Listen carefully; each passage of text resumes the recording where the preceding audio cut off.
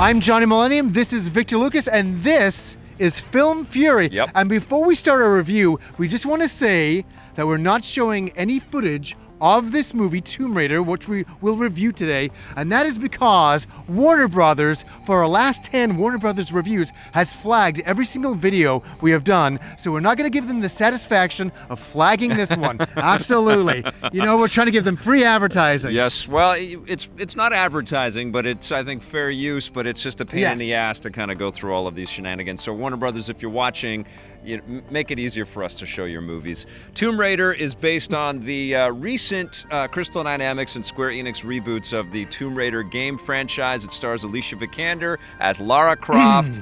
And what did you think, my friend? Well, we were just having this argument over here, and there's a whole bunch of people, you know, in their cars blasting their lights on us, and me and Vic are arguing, and I was getting angry, like really angry.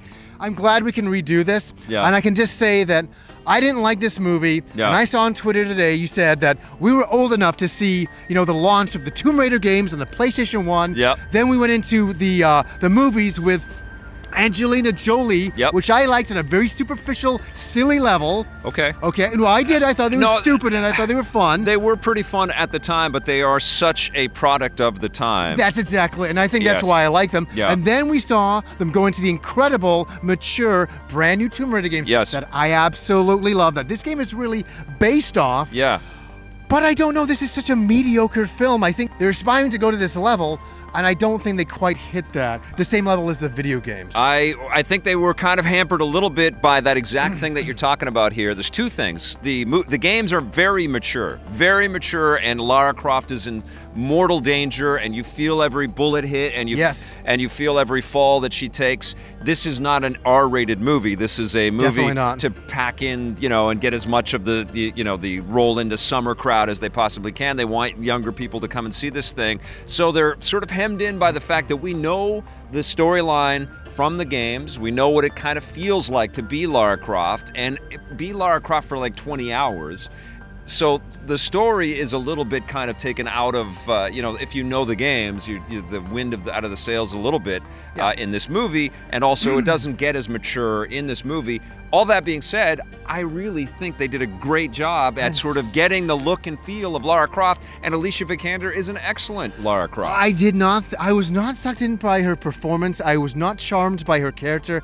I did not laugh. I did not feel excited. I didn't feel deflated. She's I didn't feel anything. She's fine. She's like average. She's not a you know, she doesn't have the charm of Nathan Drake or Indiana Jones. She is more, she's just really, really competent. She's really skilled at what she can do, and that's what Alicia Vikander brought to the table. She brought a young person that was, you know, training and physically putting herself out there, and they set it up with some pretty nice sequences in the beginning where Alicia Vikander's in a boxing ring or a kickboxing ring, and she's fighting, she's getting her ass kicked, and then she's also in this sort of bike race through the streets of London, which I think was pretty elegantly captured and conveyed, and it showed the risk-taking prowess that this person has. Her physicality is not the issue. She can fight. She can do all of the work and then some. That's most of what this movie is about. Let's be honest. It really is. It's really about her being poor to start with, and then, you know, her saying, no, I don't want my family fortune. Wouldn't want that, you know, at all. Then she kind of finally accepts that,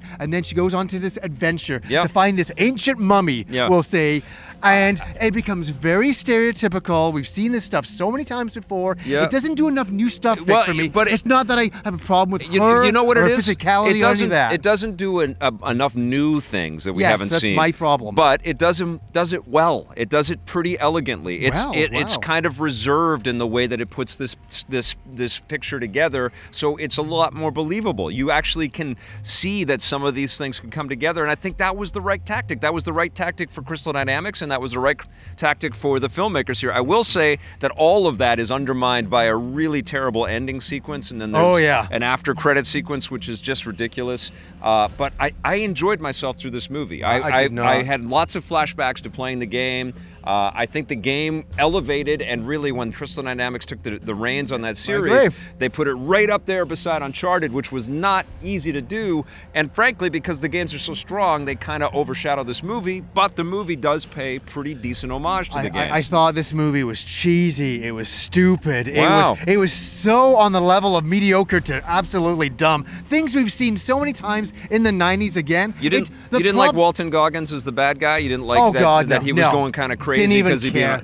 I thought he was really good. I thought he was solid. Not one character in this movie made me give one flying crap except for Nick Frost was in it. And that's the only guy that I thought. I laughed and smiled when he was on the screen. What about the captain of the boat? You didn't care about him? I feel nothing. Okay. They didn't do a very good job of making these people believably fun and like I didn't laugh. I didn't feel any emotion watching this.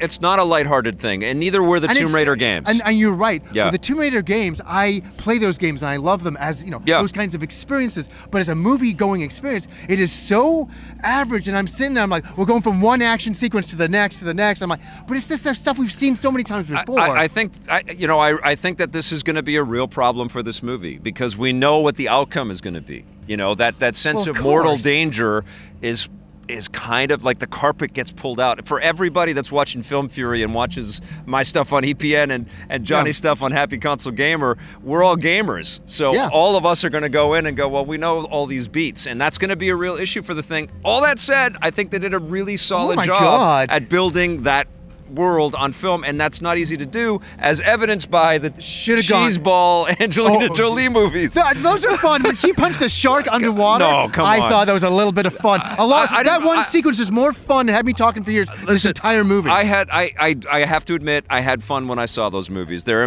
you go. They're unbearable to watch. They're unbearable, but they're fun.